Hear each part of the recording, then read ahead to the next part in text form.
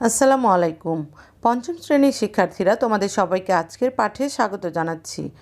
আজ আমরা পড়ব পঞ্চম শ্রেণীর বিজ্ঞান বিষয়ের অধ্যায় 13 প্রাকৃতিক সম্পদ। এই বিষয়ের উপরে কিছু বহু নির্বাচনী প্রশ্ন উত্তর। এখন আমরা জেনে নিব এই অধ্যায়ের কোন বিষয়গুলো থেকে বহু নির্বাচনী প্রশ্ন উত্তরগুলো জানব। 1. আমাদের সম্পদ।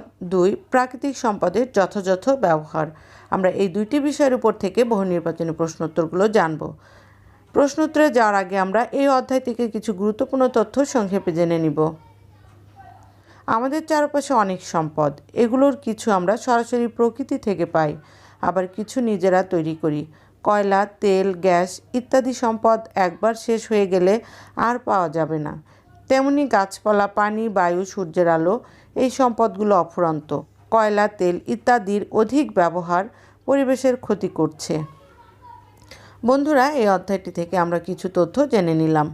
শিক্ষার্থীরা, তোমরা জানো বহু নির্বাচনী প্রশ্ন হলো একটি প্রশ্নের 4টি উত্তর দেওয়া থাকে, সেখান থেকে সঠিক উত্তরটি বাছাই করে খাতায় লিখতে হয়। এখানে আমি তোমাদের শুধুমাত্র সঠিক উত্তরটি দেখিয়ে দিচ্ছি। 1. মানবসৃষ্ট সকল বস্তুই কি ব্যবহার করে তৈরি করা হয়? উত্তর, প্রাকৃতিক সম্পদ ব্যবহার করে। আমাদের সম্পদ, যা মানুষ ব্যবহার করে উপকৃত হয় তা কি? উত্তর, সম্পদ। 3. সম্পদকে কয় ভাগে ভাগ করা যায়? উত্তর, 2 ভাগে। 4. প্রকৃতিতে পাওয়া যে সম্পদ মানুষ তার চাহিদা পূরণের জন্য ব্যবহার করে থাকে তা কি? উত্তর, প্রাকৃতিক সম্পদ। 5. মানুষ তৈরি করতে পারে না কোন সম্পদ? উত্তর, প্রাকৃতিক সম্পদ। 6. সূর্যের আলো, মাটি, পানি, বায়ু, গাছপালা, পশু পাখি, খনিজ সম্পদ, জীবাশ্ম জ্বালানি ইত্যাদি কি? উত্তর, প্রাকৃতিক সম্পদ। 7. আমরা খাদ্য, বস্ত্র, বাসস্থান এবং শক্তি পেয়ে থাকি কোথা থেকে? উত্তর, প্রাকৃতিক সম্পদ থেকে। 8. মানুষের তৈরি সম্পদকে কি বলে? উত্তর, মানবসৃষ্ট সম্পদ। 9. কাগজ, প্লাস্টিক, কাঁচ, বিদ্যুৎ ইত্যাদি কি সম্পদ? উত্তর, মানবসৃষ্ট সম্পদ। 10. গাছ থেকে পাওয়া কাঠ দিয়ে আমরা কি তৈরি করি? উত্তর, ঘরবাড়ি। 11. আমরা কাগজ পাই কোথা থেকে? উত্তর, গাছ থেকে। 12. কাঁচ তৈরি হয় কি থেকে? উত্তর, বালি থেকে। প্রাকৃতিক সম্পদের যথাযথ ব্যবহার। 13. শক্তি উৎপাদন এবং নতুন কিছু তৈরির জন্য আমরা কিসের উপর নির্ভরশীল? উত্তর, প্রাকৃতিক সম্পদের উপর। 14. জনসংখ্যা বৃদ্ধির সাথে সাথে কিসের চাহিদা বাড়ে? উত্তর, প্রাকৃতিক সম্পদের। 15. তেল, কয়লা এবং প্রাকৃতিক গ্যাসের পরিমাণ কেমন? উত্তর, সীমিত। 16. তেল, গ্যাস, কয়লা ইত্যাদি কি সম্পদ? উত্তর, অনবায়নযোগ্য সম্পদ। 17. একবার নিঃশেষ হলে 1000 বছরেও ফিরে পাওয়া সম্ভব নয় কি সম্পদ? উত্তর, অনবায়নযোগ্য সম্পদ। 18. বারবার ব্যবহার করা যায় কি সম্পদ? উত্তর, নবায়নযোগ্য সম্পদ।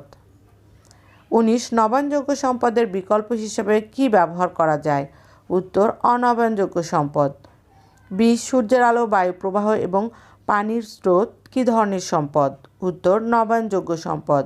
21. খুবই গুরুত্বপূর্ণ এবং অফুরন্ত শক্তির উৎস কি? উত্তর, সূর্যের আলো।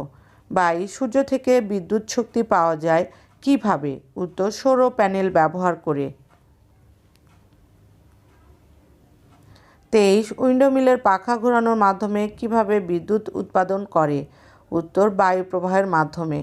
24. শক্তির ব্যবহার কমিয়ে বস্তুর পুনর্ব্যবহার এবং রিসাইকেল করার মাধ্যমে সংরক্ষণ করা যায় কি? উত্তর, সম্পদ। 25. আমরা কিভাবে ধীরে ধীরে পরিবেশ দূষণ কমাতে পারি? উত্তর, সম্পদ সংরক্ষণের মাধ্যমে। বন্ধুরা, এখন আমরা পাঠ্য বইয়ের কিছু বহু নির্বাচনী প্রশ্ন উত্তর জানব। 1. নিচের কোনটি প্রাকৃতিক সম্পদ? এখানে 4টি উত্তর দেওয়া আছে। সঠিক উত্তর হলো বালি। 2. কোন সম্পদটি সীমিত? উত্তর, কয়লা। 3. সূর্য থেকে শক্তি পাওয়ার জন্য নিচের কোন প্রযুক্তিটি ব্যবহার করা হয়? উত্তর, সৌর প্যানেল। 4. নিচের কোনটি মানবসৃষ্ট সম্পদ? উত্তর, কাঁচ। শিক্ষার্থীরা, তোমরা এই প্রশ্নের উত্তরগুলো খুব ভালোভাবে শিখবে। এই ক্লাসটি যদি ভালো লাগে অবশ্যই তোমরা লাইক এবং কমেন্ট করবে আর তোমাদের বন্ধুদের মাঝে শেয়ার করে দেবে। এতক্ষণ সাথে থাকার জন্য অসংখ্য ধন্যবাদ। আল্লাহ হাফেজ।